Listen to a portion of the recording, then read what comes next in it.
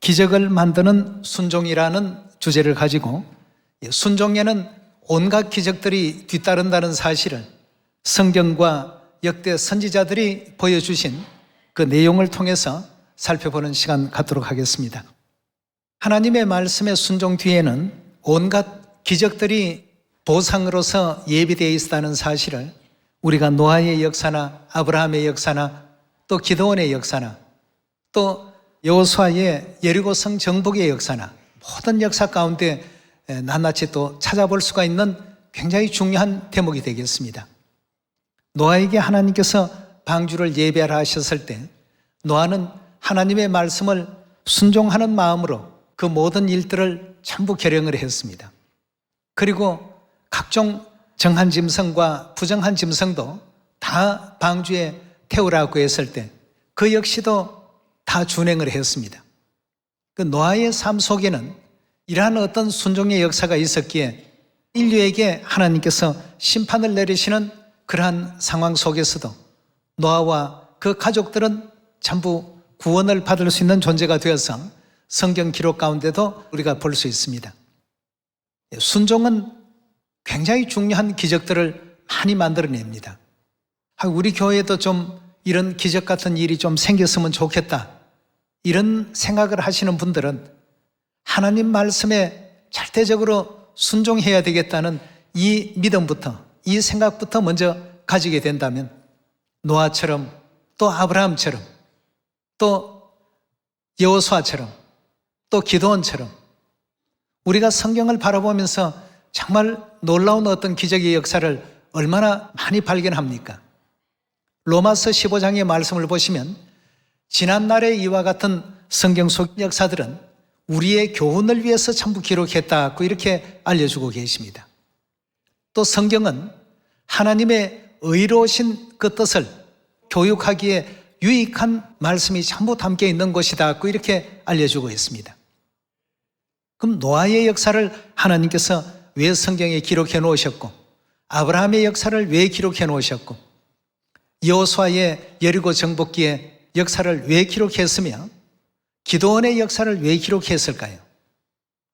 우리 역시도 하나님의 말씀과 하나님의 뜻에 절대적으로 의지하고 순종했을 때, 그럴 때 기드온에게 일어났던 기적, 여호수아에게 일어났던 기적과 같은 기적을 우리 자녀들에게도 이 시대에는 7배나 더 강렬하게 허락하신다는 뜻을 이 속에 내포하고 있습니다. 우리의 삶 속에 우리는 아버지 어머니께서 기뻐하시는 뜻대로 지금 과연 살아가고 있는가? 오늘날 세상을 봐도 그렇습니다. 하나님께서 명하신 대로 따르고 있습니까? 안식일 따르고 있나요? 유월절 따르고 있습니까? 하나님의 말씀은 순종치 아니하는 그곳에는 데살로니가 후서 1장의 말씀과 같이 마지막 하나님께서 이 세상을 불러서 심판하러 오실 때 하나님을 믿지 않는 자들과 우리 주 예수 그리스도의 복음에 순종치 아니하는 사람들을 전부 형벌하기 위해서 이 땅에 오시겠다고 이렇게 알려주고 있습니다. 하늘나라에서 죄를 짓고 이 땅에 내려온 범죄한 영혼들은 하나님의 복음에 순종하는 삶을 살 때에 하나님께서는 이들이 과연 온전히 회개했구나 하는 것을 복음을 준행하는 그 과정을 통해서 전부 확인하시고 영원한 천국으로 인도하시게 될 것입니다.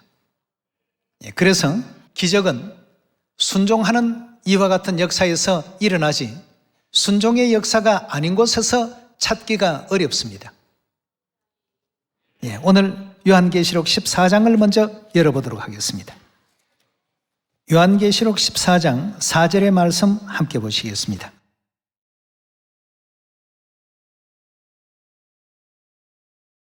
(14장 4절의) 말씀 보시면 이 사람들은 여자로 더불어 더럽히지 아니하고 정절이 있는 자라.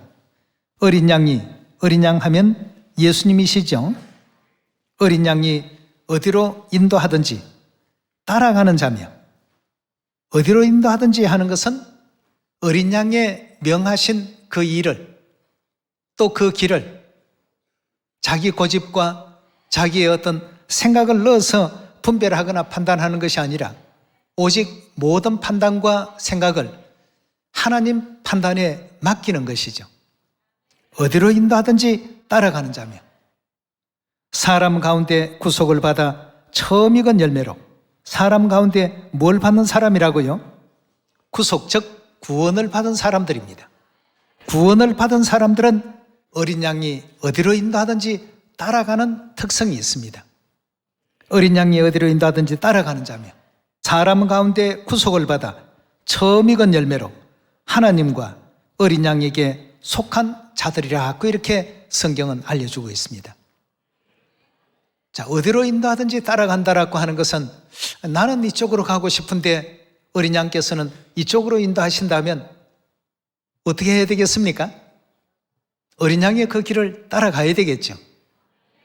우리 사람 생각은 미래를 예측하지 못하고 옳은 길과 그런 길을 분별하지 못하고 나는 좋은 것이라고 이렇게 했던 일이 때로는 주변 사람들에게 나쁜 영향을 미치는 경우도 없잖아 있습니다. 오직 모든 것을 태초부터 종말을 내다보시고 온 우주를 경영하시는 하나님의 그 뜻을 바르게 이해하고 따라갈 줄 아는 우리 모두가 되어야 되겠습니다. 하나님께서는 더불어서 이사야 55장에서 말씀을 주십니다. 내 생각은 너희 생각보다 어떻다고요? 높다라고 했습니다. 내 생각은 너희 생각보다 높으며 내 길은 너희 길보다 높아서 마치 하늘과 땅의 차이가 있는 것처럼 이런 큰 차이가 있을 것이다. 그러니 우리는 우리가 알고 있는 상식과 우리의 그 생각에 의존할 것이 아니라 하나님의 그 판단과 하나님의 결정에 맡길 수 있는 이런 요한계시록 14장에 나오는 땅에서 구원받은 어린 양에게 속한 하나님의 자녀들이 다 되어야 될 줄 믿습니다.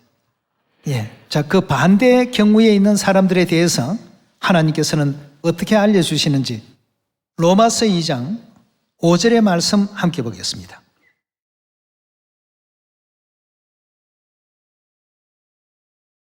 로마서 2장 5절의 말씀 보시면 다만 내 고집과 회개치 아니하는 마음을 따라 진노의 날 곧 하나님의 의로우신 판단이 나타나시는 그날에 임할 진노를 내게 샀는도다 하고 했습니다.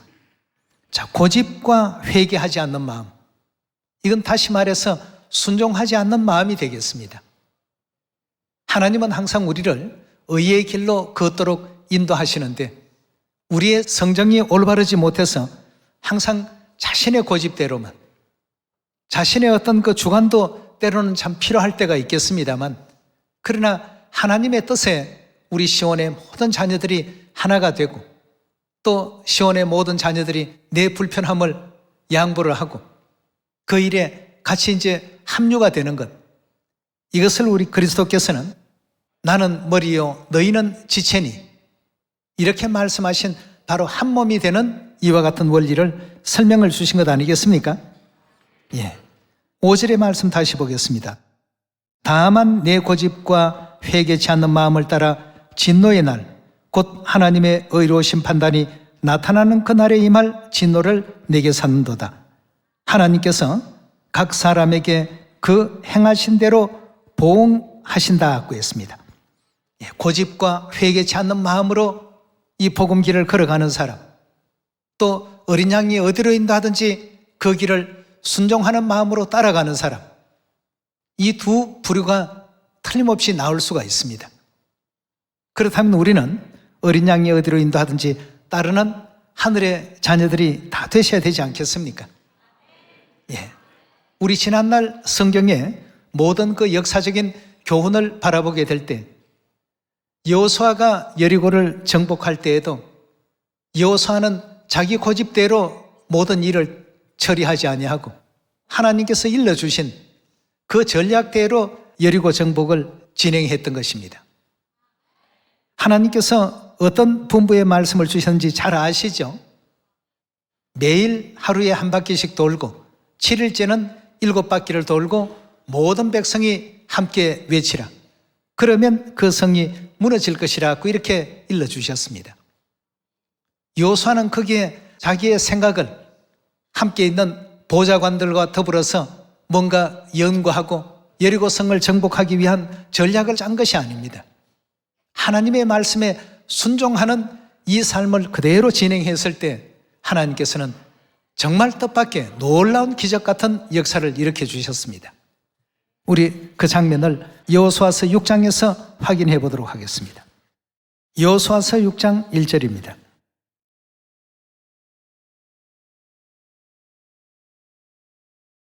이스라엘 자손들로 인하여 여리고는 굳게 닫혔고 출입하는 자가 없더라.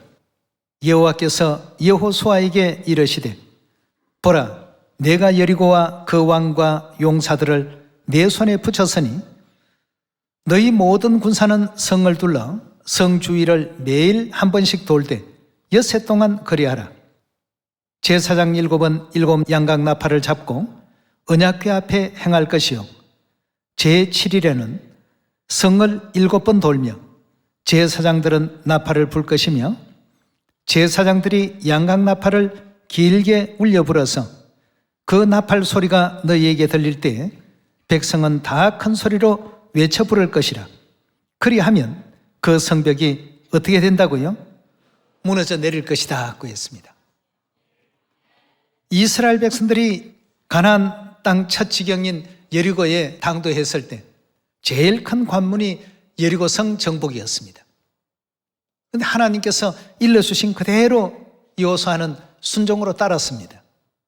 그게 자기의 생각, 자기의 의견, 나는 이 길로 가고 싶은데 나는 정탐꾼들을 미리 보내서 내부의 소식을 소상히 알고 적들을 서로 분리시키고 그렇게 해서 공성태라든지 아니면 성문을 부시는 그러한 어떤 무기들을 동원해서 성문으로 이렇게 들어가고 싶은데 하나님께서는 그게 아니고 성을 그냥 매일같이 빙글빙글 한 바퀴씩 돌기만 하라고 했습니다. 아주 이상한 전략입니다. 우리 사람의 생각으로는 이치에 맞지 않는 전략입니다. 매일 그냥 한 바퀴씩만 도는 것입니다. 적들이 바라볼 때 전애들이 소풍을 온 것도 아니고 여기 놀러 온 것도 아닌데 그냥 매일같이 하루에 한 바퀴씩만 돌고 갈 뿐입니다. 7일째는 부지런히 7바퀴를 다 돌고 하나님 말씀대로 외치니까 어떠한 결과가 나왔지요? 20절의 말씀 봅니다. 6장 20절의 말씀 보시면 이에 백성은 외치고 제사장들은 나팔을 불매 백성이 나팔 소리를 듣는 동시에 크게 소리질러 외치니 성벽이 어떻게 되었습니까? 말씀하신 대로 다 무너져 내리더라고 했습니다. 여리고의 그 모든 역사들을 우리가 바라볼 때 이건 여호수아의 절대적인 순종의 어떤 결과였다고 볼 수 있겠습니다. 하나님께서 뜻이 이렇게 정해졌다고 한다면 시온의 자녀들도 다 그 뜻에 동참을 해야 되겠고 또 어린 양이 어디로 인도하든지 따라간다라고 하셨는데 어린 양 대신 그리스도께서 앞서서 지휘하시고 진행하시는 그 모든 일에 우리 시온의 자녀들은 이 방법이 더 낫지 않을까요? 저 방법이 더 낫지 않을까요? 이것보다는 아버지 어머님 뜻이라면 모두가 다 그 뜻에 합류했을 때 정말 난공불락의 요새 같았던 여리고도 이처럼 쉽게 이스라엘 민족들에게 다 주어졌더라는 것입니다. 순종은 기적을 만듭니다, 여러분. 순종치 아니하고 자기 고집과 회개치 않는 마음, 이 마음을 자꾸 주장하게 되면 시온 안에서도 자꾸 분쟁이 생길 수밖에 없습니다. 하나님의 뜻이 이렇다 하면 어디로 인도하시든지 그 뜻 가운데 거할 수 있는 우리 모두가 되셔야 되겠죠. 기도원의 역사에서도 순종이 기적을 만드는 장면을 살펴보도록 합시다. 사사기 7장 1절입니다. 장로님 한번 읽어주시겠습니까? 여룹바알이라 하는 기드온과 그를 쫓은 모든 백성이 일찍이 일어나서 하롯셈 곁에 진쳤고 미디안에 지는 그들의 보편이요 모래산 앞 골짜기에 있었더라. 여호와께서 기드온에게 이르시되 너를 쫓은 백성이 너무 많은즉 내가 그들의 손에 미디안 사람을 붙이지 아니하리니 이는 이스라엘이 나를 거스려 자긍하기를 내 손이 나를 구원하였다 할까 함이니라. 이제 너는 백성의 귀에 고하여 이르기를 누구든지 두려워서 떠는 자여든 길라산에서 떠나 돌아가라 하라 하시니 이에 돌아간 백성이 22,000명이요 남은 자가 10,000명이었더라. 예. 자, 여러분들이 잘 아는 기드온 용사를 통해서 미디안에서 압제당하고 있던 이스라엘을 해방시키는 장면입니다. 여기에도 우리 하나님께서는 정말 상식과 맞지 않는 전략을 지금 베풀고 계십니다. 적군은 13만 5천인데 아군은 3만 2천 뿐인데 두려운 사람들은 다 집으로 돌아가라고 했습니다. 2만 2천 명이 돌아가 버렸습니다. 3만 2천 중에. 그 적군은 13만 5천에 아주 병장기도 훌륭하고 전부 다 최신식이고 대단한 어떤 무기를 다 가지고 있는데 이스라엘 백성들은 그나마도 참 초라한 병장기 속에 3만 2천 전원이 다 전투에 참여한다 할지라도 성산이 없는 그런 싸움인데 하나님께서는 두려워하는 사람들은 다 돌려보내라. 이 하나님의 전략이 그렇습니다. 하나님은 그냥 몸만 와 있고 믿음 없이 하나님의 뜻을 따르는 사람들은 다 돌아가라 말이에요.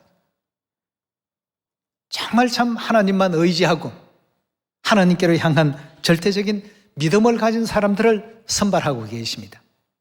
1만 명이 남았습니다. 근데 1만 명도 하나님께서는 어떠하다고 했습니까? 많으니 여기서 더 줄이라고 했습니다. 우리 상식적으로 본다면 적군이 13만 5천이고 아군이 10,000명인데 그 한 사람이 13명을 상대해야 되는 재래식 전쟁은 병사의 수가 승리를 좌우합니다. 근데 숫자를 하나님은 자꾸 줄이라고 하시거든. 기도원이 한 번이라도 안 됩니다라고 얘기했습니까? 계속해서 5절의 말씀 읽어주시기 바랍니다.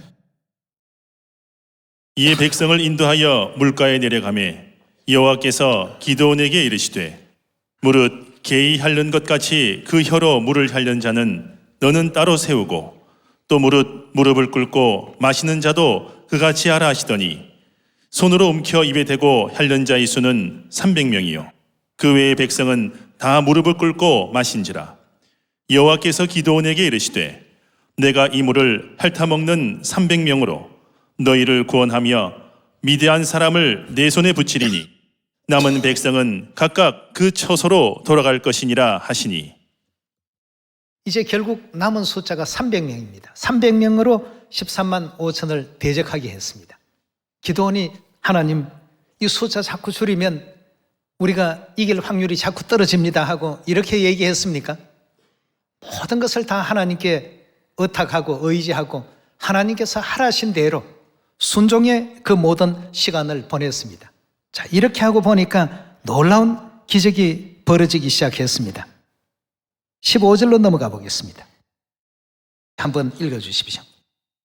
기드온이 그 꿈과 해몽하는 말을 듣고 경배하고 이스라엘 진중에 돌아와서 이르되 일어나라 여호와께서 미디안 군대를 너희 손에 붙이셨느니라 하고 300명을 세대로 나누고 각 손에 나팔과 빙 항아리를 들리고 항아리 안에는 횃불을 감추게 하고 그들에게 이르되 너희는 나만 보고 나의 하는 대로 하되 내가 그 진가에 이르러서 하는 대로 너희도 그리하여.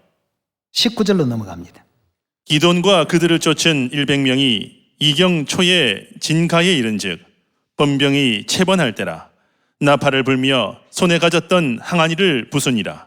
세대가 나팔을 불며 항아리를 부수고 좌수에 횃불을 들고 우수에 나팔을 들어 불며 외쳐 가로되 여호와와 기드온의 칼이여 하고 각기 당처에 서서 그 진을 사면으로 에워싸매 그 온 적군이 다름질하고 부르짖으며 도망하였는데 300명이 나팔을 불 때에 여호와께서 그 온 적군으로 동목길이 칼날로 치게 하심으로 적군이 도망하여 스레라의 베시다에 이르고 또 답밭에 가까운 아멜 무홀라의 경계에 이르렀으며.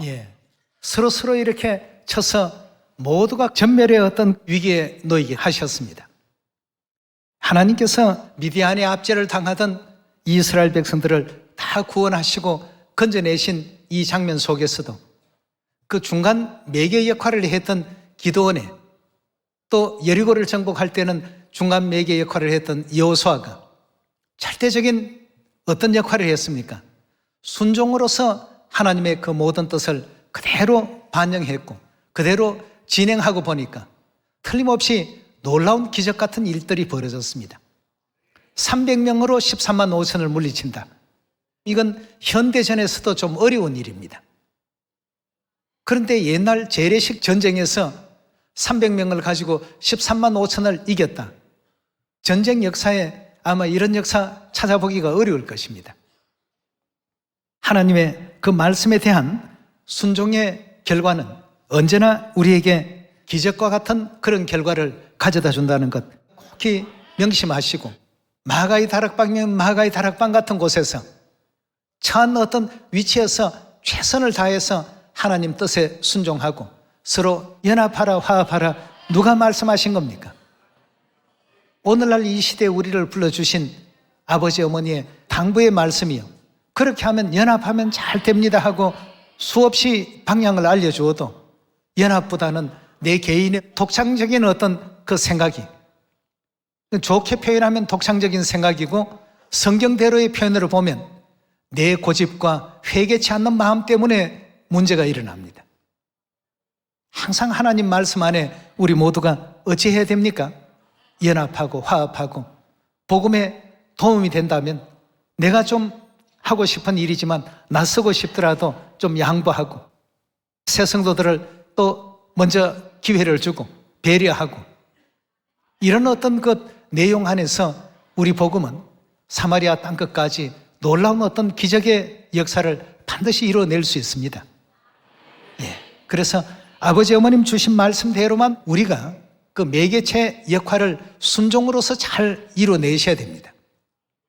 깊은 데 내려가서 그물을 내리려 했을 때 베드로가 밤새도록 일을 하고 지치고 힘이 들었지만 예수님의 말씀이니까 한 번 더 깊은 데 내려가니까 상상도 못했던, 한 마리도 잡히지 않았던 그 물고기들이 어디에 회의를 하러 모였는지 베드로가 내린 그 그물 속으로 전부 잡혀서 그 2배 나누어 실었지만 배가 가라앉을 만큼 잡혔더라고 되어 있거든요.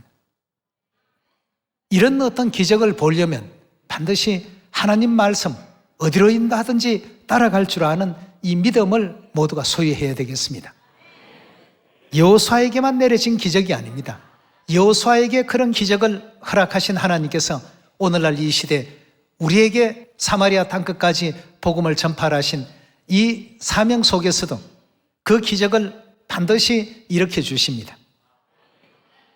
그러나 전 세계 곳곳에 이렇게 시온의 가족들이 있다가 보니까 생각도 다양하고 여러 가지 살아왔던 환경이 서로 다르다가 보니까 이렇게 하면 좋다, 저렇게 하면 좋다, 서로 의견이 맞지 않을 때가 참 많습니다. 이러다가 보면 마음을 다치는 수도 있고 서로에게 원치 않는 어떤 상처를 입히는 수도 있지 않겠습니까? 아버지 어머니께서는 그걸 바라지 않습니다. 하나님 안에서 서로 어떻게 하라고요?